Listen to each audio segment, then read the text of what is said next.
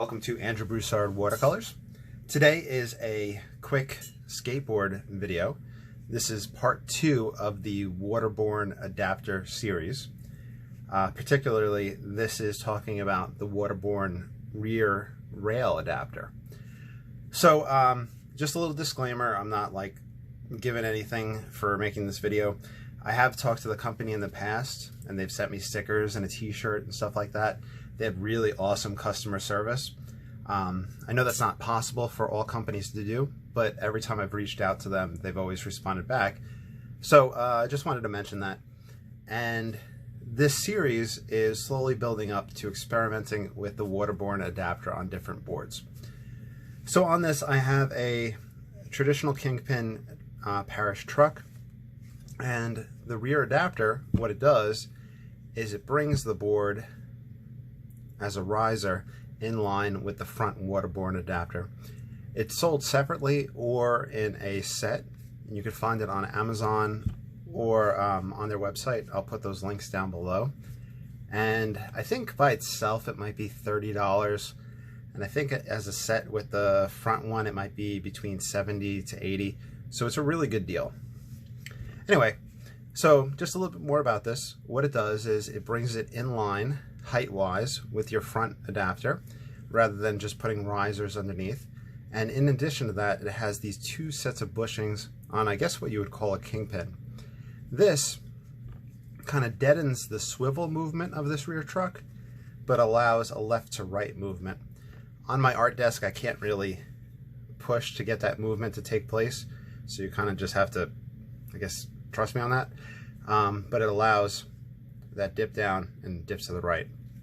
And that seems to be a common feature in long distance pumping, in slalom, and in surf skate, where your front truck is super turny in any one of those disciplines, and the rear truck is deadened to the point where it kind of just gives you that left to the right lean. So just to go a little bit further with that concept, if you look at Carver with their series, they'll have kind of a traditional kingpin in the rear. If you look at slalom, people talk about having a tracker truck in the back, which I think is a traditional kingpin that's kind of deadened at 0 degrees. And in long distance pumping, you'll see a lot of people that have, I think it's the TTX that comes out now. I'm really not versed in those disciplines, versed in any disciplines, but I can see this having a place in any one of those 3. So I'm going to stop it for a second and I will disassemble this. Disassembly is super easy. It's just like loosening the kingpin nut on your truck. Do that to the front and the back.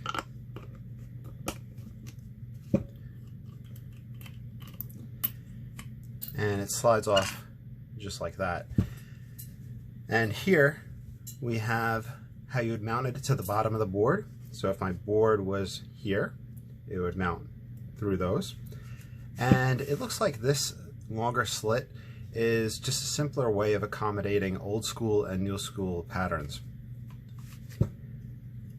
Let me, in a moment, I'll remove this truck so you can see what this part looks like. It's almost a, I guess it's essentially just a replica of this portion against the board. So I'll remove that real quick. All right, so I removed the truck just so you can see what this one plate looks like. And it is very similar in cutout to the board side one. You can see how it can accommodate old school and new school patterns with that.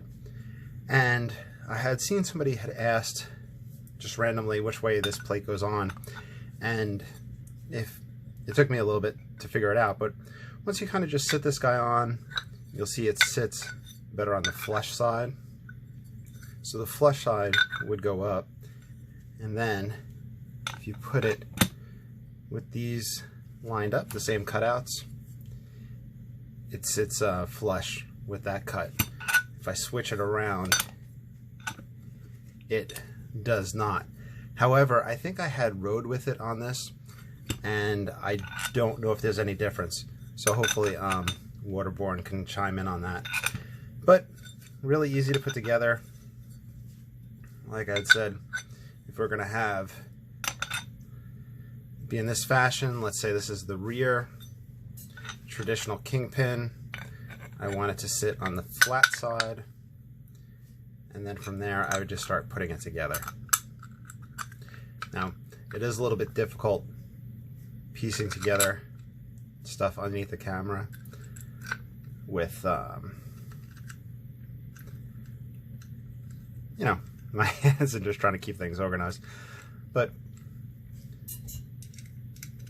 you can just throw those on, and then once you get those two sort of in place, you figure out these next two. So this is on the wider. I don't know if wider is old school. I think that wider is, I don't know. But anyway, it'll accommodate trucks that have those two holes. All right, let me pause the camera to tighten this. And there we go. So, like I said, if this was the rear, we'd line it up, put my bushings back on top. Kingpin faces on the inside for the traditional kingpin. That's why I'm saying this is the rear. Put our cup washers, and then we can tighten these down. So with future videos, so hopefully by next week, I'll have a board picked out to experiment with on. Some of the feedback that I've seen from people is experimenting with wheel size, the width of the trucks, and reverse kingpin versus traditional kingpin.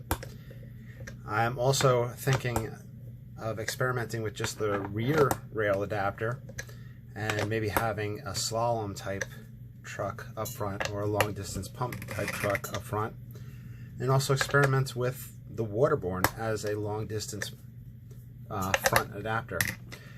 So a lot of possibilities. Summer's almost here. Summer 2021. So stay tuned. Please like, subscribe, and follow, and let me know down below what you think or what experiments you've run yourself. All right, y'all take care. Have a great day.